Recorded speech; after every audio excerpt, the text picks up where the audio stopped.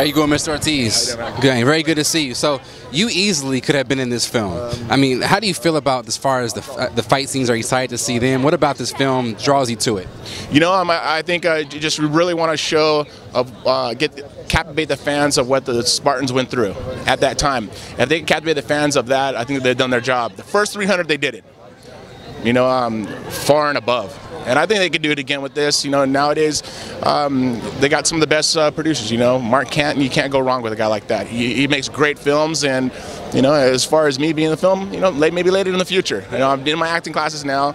I'm still training to fight, so you know, that and being a full-time father, you know, I got my hands full. But I'm able to do each and everything. You know, I'm a conqueror. I go out and I try to conquer things and get things done, and I want to make sure this life has its fullest and get the best out of it. And that's exactly what you do, man. You get things done, you got your hands full, like you said, and everything you mentioned requires discipline. So what about discipline is important for you in your career, and how do you go about using it? You know, I think discipline starts in grade school, starts in high school, starts at home with parents, how they treat their children. You know, you give them discipline and they're able to use that. I was able to use that through wrestling. When I wrestled in high school, wrestling in college, I discipline of training, running, doing dietary, doing everything. In fighting, it transisted the same way.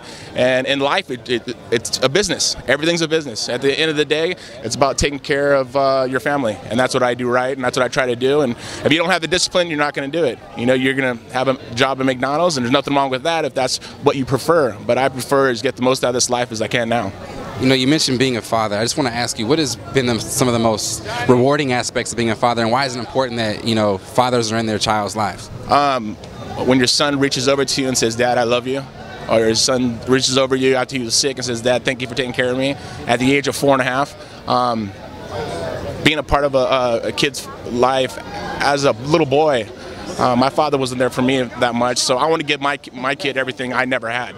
And that's why, you know, being a full-time father and a single father, I make sure I do the right things. You know, schedules, discipline, all those things. Is, you know, some days we're like, "Dad, I don't like you." I was like, "You don't say that. Come on." I was like, they understand that I'm trying to give them the right things. So they listen, and they're very, very smart, intelligent kids. And I try to give them every opportunity in the world that I possibly can.